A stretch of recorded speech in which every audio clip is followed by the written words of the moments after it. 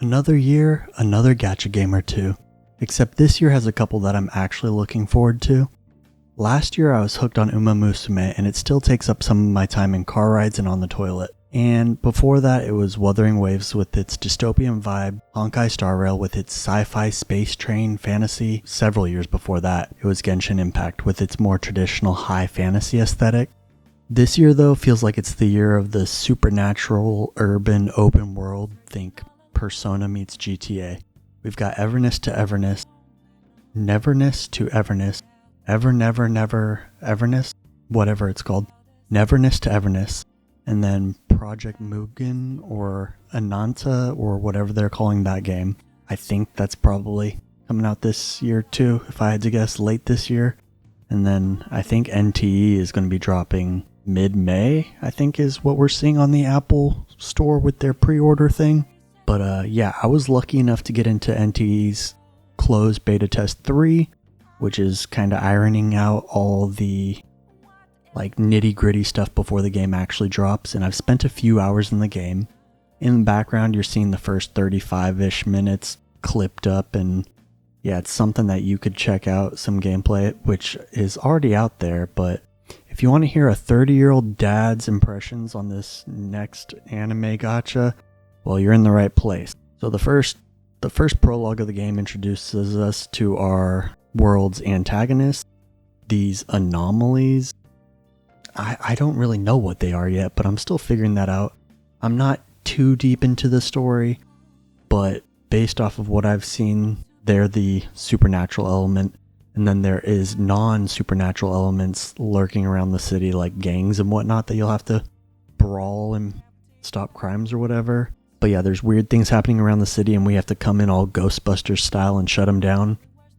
Our main character is introduced and it's your usual gacha amnesia person who doesn't know anything about themselves. And yeah, we join up with these other Ghostbusters and we take care of these anomalies. You get introduced to your main cast of characters fairly early on in the story, within the first hour. That seems to make up like the gist of the story, is that we've got these anomalies that we have to shut down, and there's bigger, badder anomalies, and our characters connected to them somehow. But the big thing that really hooked me initially was the aesthetics and presentation of the story. It's super sweet. They've got the standard that you would generally expect from a gacha game, with the character standing on the screen and the text bubbles below them. But the other like half of the story is presented through these wild cutscenes that are sprinkled like pretty... There's like an ample amount of them throughout the story that I've seen thus far in the first few hours. And they're super quirky and really fast paced. Like, if you're not paying attention, like if you've got a bad habit like me of picking up your phone and like trying to multitask while paying attention to the story, you're going to get completely lost. So once you actually get your hands on the game, you kind of got to pay attention. I really like the aesthetic and art style that they've gone for. The urban aesthetic is really cool.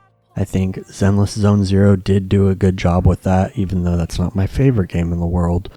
My favorite character that I've seen thus far is probably Lacrimosa, but the city and the enemies and even this prologue boss fight that you're going to see in the background have been absolutely crazy.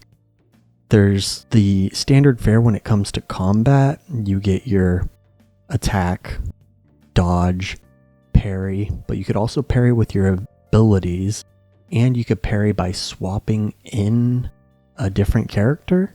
So that is different than what I've come to be used to with like Wuthering Waves. So that's pretty cool.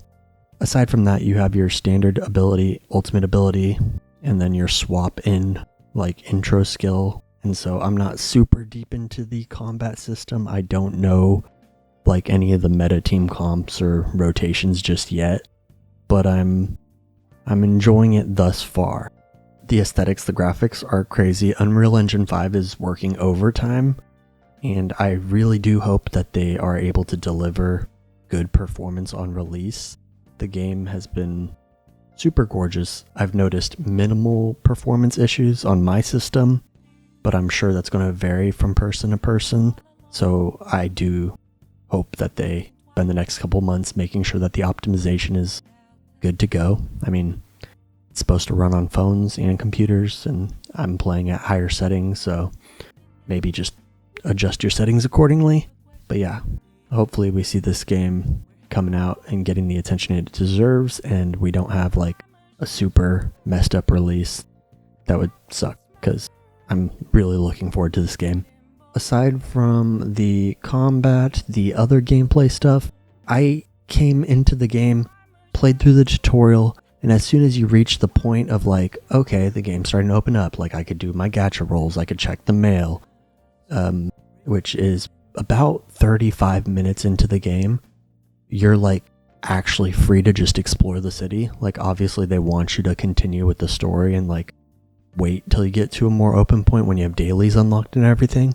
But the game like opens up with you right outside of a train station essentially, and that a train drove by, stopped, and I was able to hop into the train and just start riding the train like immediately after the game opened up, and that was pretty cool. I could see myself just sitting there and watching the beautiful graphics in the background. I was able to like run up to a car and commandeer their vehicle, GTA style, and they were cool with it. It wasn't like a crime. I'm like a cop essentially. Like these Ghostbusters are pretty much cops, and they just let me cruise around the city, so that was pretty cool. But that's probably like one of my favorite parts is the quote-unquote filler, which if you told me that, like I get flashbacks to growing up watching Naruto and wondering why so many of the episodes felt so pointless, and I had no idea what filler was back then. So thinking about filler and thinking that it's cool is really confusing. But cruising around and all the collectibles, as well as being able to walk into their version of a 7-Eleven, and I don't know like all the like interactivity that can be done yet, but I feel like the game could really milk the Persona like simulation features, or even implement like some Yakuza style mini games if you're familiar with those games. Like give me some multiplayer mini games where I can meet up with like my homies who play the game and we can like go bowling or mini golfing or something. That'd be super fun. And like we could show off our favorite characters and all that. But yeah, I'm gonna be doing a video talking about the characters specifically, as well as a video talking about the gacha system, which is pretty different in this game. So self-plug there. You can expect those videos in like the next 24 or 48 hours. So if you'd like to see those, then subscribe. Comment down below what you're looking forward to in this game, and yeah, I hope to see you guys in a future video. Peace.